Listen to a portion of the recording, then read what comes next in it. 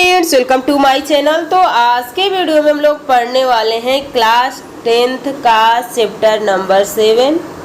इस चैप्टर का नाम है नियंत्रण एवं समन्वय। ये आप लोग का एनसीईआरटी एग्जाम्पलर है। ये जितने क्वेश्चन दिए गए हैं यहाँ पे देखिए टोटल कितने क्वेश्चन है, 33 क्वेश्चन है। इन सारे क्वेश्चन को हम लोग देखने वाले हैं, तो आप लोग वीडियो के लास्ट तक बने रहिएगा। और क्लास 9th का आप लोग के सारे चैप्टर कंप्लीट हो चुके हैं। 10th में हम लोग 7 लेसन पे पहुंचे हुए हैं, तो आप लोग अपनी पढ़ाई अच्छे से करते रहिए और एनसीईआरटी एग्जाम्पलर को घोल के पी जाइए। आप किसी भी एग्जाम की तैयारी कर रहे हैं तो बहुत इंपॉर्टेंट होने वाला है। तो चलिए पहला क्वेश्चन था और लास्ट में आप लोग कमेंट करके जरूर बताइएगा कि इसमें से आपके कितने क्वेश्चन सही हो रहे हैं। तो पहला क्वेश्चन पूछा गया, ग्राही अंगों के संदर्भ में निम्नलिखित कथनों में से कौन सा कथन सही है। ग्राही मतलब किसी चीज को ग्रहण करना। तो देखिए रसाग्राही, जैसे कि हम जीभ से किस चीज़ का तो स्वाद बताते हैं, नाक से किसी चीज़ का गंध बताते हैं, तो वही पूछा गया है। तो रसाग्राही अंग स्वाद का पता लगाता है, जबकि यहाँ पे देखिए घ्राणग्राही अंग गंध का।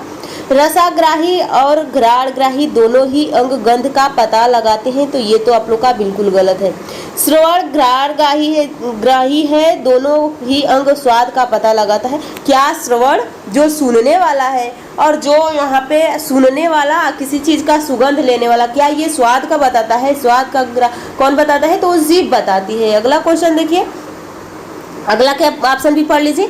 घ्राणग्राही अंग स्वाद का पता लगाती है, जबकि रसाग्राही अंग गंध का। ये बिल्कुल अपोजिट कर दिया गया है, तो ऑप्शन यही आप लोग का सही हो जाएगा कि रसग्राही अंग स्वाद का। रसग्राही का मतलब आपके जीभ की बातें कही जा रही है और घ्राणग्राही का मतलब कि आपके नोज की बातें की जा रही है। तो सही ऑप्शन आपका ए हो जाएगा। अगला क्वेश्चन देखिए, अगला क्वेश्चन पूछा गया है कि न्यूट्रॉन में विद्युत आवेग कहाँ से प्रारंभ होता है। यहाँ पे देखिए इसका स्ट्रक्चर अगर आपने अच्छे से एनसीईआरटी पढ़े होंगे तो वहाँ पे इसका स्ट्रक्चर इस तरह से होता है और यहाँ से डेंड्राइड निकला होता है और इस डेंड्राइड में ये वाला डेंड्रान है, ये डेंड्राइड है। फिर यहाँ से आप लोग की कोशिका जॉन निकला होता है, इसमें माइलिन शीथ होती है यहाँ पे इसके लास्ट ओर से। फिर यहाँ पे इस तरह से निकला होता है एक्सॉन, यानी जुड़ा होता है। तो वही पूछा गया है कि बताइए संदेश कैसे कैसे आता है।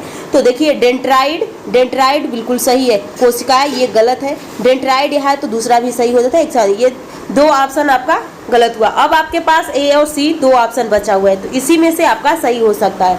तो देखिए फिगर यहाँ पे इस तरह से अगर आप फिगर बनाएंगे तो ये जो निकला है आपका डेंड्राइड है और इसमें से इस तरह से पतला पतला धागा जैसे निकला होता है वो डेंड्रान होता है। ये डेंड्राइड और यहाँ से आप लोग का निकला होता है, यहाँ पे एक्सॉन होता है, ये रेनवर की नोड है, यहाँ पे माइलिन शीथ होती है। तो ये देखिए डेंड्राइड बिल्कुल सही है। तो डेंड्राइड, उसके बाद इसको बोलते हैं कोशिका काय और बीच में एक केंद्रक होता है। तो यहाँ पे कोशिका काय इसको लिया गया, पहले डेंड्राइड उसके बाद डेंड्रान। तो यहाँ पे डेंड्रान किसी ऑप्शन में नहीं दिया है, तो डेंड्रान को अब छोड़िए। तो डेंड्राइड, फिर आपका ये कोशिकाएं, ये टोटल ये क्या है? कोशिकाएं है। उसके बाद बीचों बीच में केंद्रक होता है। उसके बाद तो यहाँ पे भी कोशिका है, एक्सॉन है, तो एक्सॉन यहाँ पे होता है, तो यहाँ पे ये तीसरे पे आएगा। तो ये तो आप लोग का पहला ऑप्शन गलत। फिर उसके बाद एक्सॉन आता है, फिर एक्सॉन छोर यहाँ पे इस तरह से होता है यहाँ से, और फिर यहाँ से दूसरा डेंड्राइड जुड़ा होता है। तो वही पूछा गया है, तो यहाँ पे आपका सही आंसर कौन सा हो जाएगा? Option C. अगला क्वेश्चन देखिए, अगला क्वेश्चन क्या पूछा गया है, स्नेप्स, जहाँ पे एक कोशिका का यानी एक तंत्रिका तंत्र का अंतिम छोर और दूसरे तंत्रिका तंत्र का सिर जुड़ा होता है, उसे ही हम स्नेप्स कहते हैं। जैसे कि अभी फिगर आपको बताया गया था कि अगर इस तरह से फिगर है और यहाँ से निकल के फिर यहाँ से एक तरह से आ रहा है, यहाँ पे इससे जुड़ा हुआ है, तो ये इसका ये लास्ट छोर है और इसका ये सिर है, तो यही जुड़ा हुआ है और यहाँ पे जो जुड़ा है इसी को हम स्नेप्स बोलेंगे। तो देखिए इसमें क्या कहा गया, स्नेप्स पर रासायनिक संकेतों का संप्रेषण होता है। तो यहाँ पे पूछा है किस रूप में होता है। तो देखिए एक न्यूरॉन के डेंड्राइड छोर से, यानी एक न्यूरॉन के डेंड्राइड छोर से दूसरे न्यूरॉन के एक्सॉन छोर तक। अगला ऑप्शन देखिए क्या कहा गया, इसको भी देखिए, पहले सारे ऑप्शन पढ़िए उसके बाद आप इसमें से सही ऑप्शन को ढूंढिए। एक्सॉन से उसी न्यूरॉन की कोशिका काय तक, कोशिका काय से उसी न्यूरॉन के एक्सॉन छोर तक। एक न्यूरॉन का, जैसे देखिए कि यहाँ पे एक न्यूरॉन हो गया, फिर यहाँ से एक न्यूरॉन, यहाँ पे न्यूरॉन निकला हुआ है, यहाँ पे डेंड्राइड से जुड़ा होता है। तो एक न्यूरॉन के एक्सॉन छोर, यानी ये एक्सॉन छोर है, से दूसरे न्यूरॉन, यानी ये दूसरा एक न्यूरॉन है, न्यूरॉन के डेंड्राइड छोर से, यानी यहाँ पे क्या निकलेगा, जैसे कि ये बना हुआ है तो इसका तो ये लास्ट हो गया, लेकिन यहाँ पे डेंड्राइड का क्या है, ये लास्ट वाला छोर है, तो ऑप्शन सही कौन सा हो जाएगा आप लोग का, यही हो जाएगा। अगला देखिए, अगला क्वेश्चन क्या पूछा गया है। इस क्वेश्चन में थोड़ा सा देख लीजिए, यहाँ पे आप लोग को डाउट हो सकता है ऑप्शन ए और ऑप्शन डी में।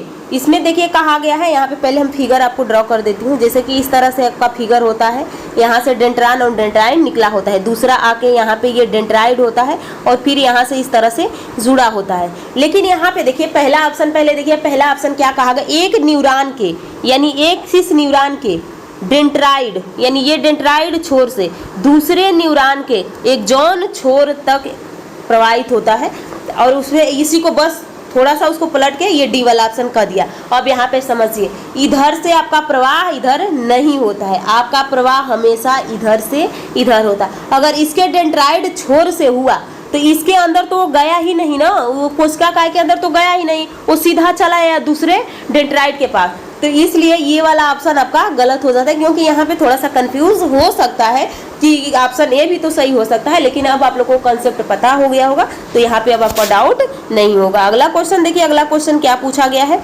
अगला क्वेश्चन कहा गया है कि न्यूरॉन में विद्युत संकेत रासायनिक संकेत में कहाँ बदल जाता है, यानी हमेशा विद्युत संकेत जो हमारे ब्रेन में या हमारी बॉडी से कोई भी सूचना जाती है तो वो रासायनिक रूप में जाती है, तो वही कहा गया कि बताइए ये कहाँ पे चेंज होता है, जो न्यूरॉन्स में विद्युत संकेत होता है वो रासायनिक संकेत में कहाँ बदल जाता है। तो ये आप लोग के एक्सॉन छोर पर होता है, यानी जो एक्सॉन छोर होता है वहीं पे रासायनिक से भौतिक से रासायनिक में परिवर्तित हो जाता है। अगला क्वेश्चन देखिए, अगला क्वेश्चन क्या पूछा गया है।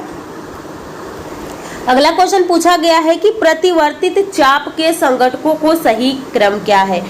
अनुकंपी और परानुकंपी आप लोगों ने पढ़ा होगा। तो देखिए प्रतिक्रिया का मतलब संदेश गया, जैसे कि आप अगर गर्म चम्मच को छूते हैं तो क्या होता है, आपका ब्रेन बहुत तेज सिग्नल भेजता है कि आप अपना हाथ पीछे हटाइए, तो वही आपको सीक्वेंस में लगाना है कि संकेत कैसे कैसे होके गुजरता है। तो देखिए यहाँ पे ग्राही अंग, तो इसमें सब में ग्राही है, तो इससे तो कोई ऑप्शन को आप काट नहीं सकते। उसके बाद पेशिया, संवेदी न्यूरॉन, प्रेरक न्यूरॉन या मेरु रज्जु, तो मेरु रज्जु में तो लास्ट में जाएगा नहीं, उसके बाद एक ऑप्शन कट गया। उसके बाद आप देखिए ग्राही अंग, प्रेरक न्यूरॉन, ग्राही अंग से पहले कहाँ जाएगा, संवेदी यानी संवेदनाएं पाएगा, तो यहाँ पे आपका ऑप्शन बी भी कट गया, ऑप्शन सी भी कट गया, तो आपका ऑप्शन डी बच गया है ग्राही अंग, संवेदी न्यूरॉन। जैसे कि आपका हाथ जला तो आपकी उंगली क्या की, उसको ग्रहण की, और जैसे ही हाथ उंगली को ग्रहण की तो यहाँ से संदेश सीधा आपके स्पाइनल कार्ड पे चला गया, यानी मेरु रज्जु पे गया, और मेरु रज्जु प्रेरक न्यूरॉन्स के माध्यम से आपको पता होगा कि 31 जोड़ी न्यूरॉन्स हमारे यानी जोड़े में निकली होती है 61, सिंगल हो अगर सिंगल पूछा तो 61, अगर जोड़े में पूछा तो 31, तो निकली होती है, और वो डायरेक्ट पेशियों को संदेश कर देती है कि आप अपना हाथ पीछे कीजिए, तो ऑप्शन डी आपका सही हो जाएगा। अगला क्वेश्चन देखिए, यहाँ पे अगला क्वेश्चन पूछा गया है कि निम्नलिखित में से कौन सा कथन सही है। यहाँ पे आपको सही चुनना है, तो निम्नलिखित में से कौन सा कथन सही है। तो पर्यावरण में किसी वस्तु के प्रति अनुक्रिया के लिए अचानक होने वाली क्रियाओं को प्रतिवर्तित चाप कहते हैं। संवेदी न्यूरॉन संकेतों को मेरु रज्जु से पेशियों तक ले जाती है। प्रेरक न्यूरॉन संकेतों को ग्राही अंगों से मेरु रज्जु तक ले जाती है। किसी ग्राही अंग से आरंभ होकर संकेत एक पेशी अथवा एक ग्रंथि तक जिस मार्ग से संप्रेषित होता है उसे प्रतिवर्तित चाप कहते हैं।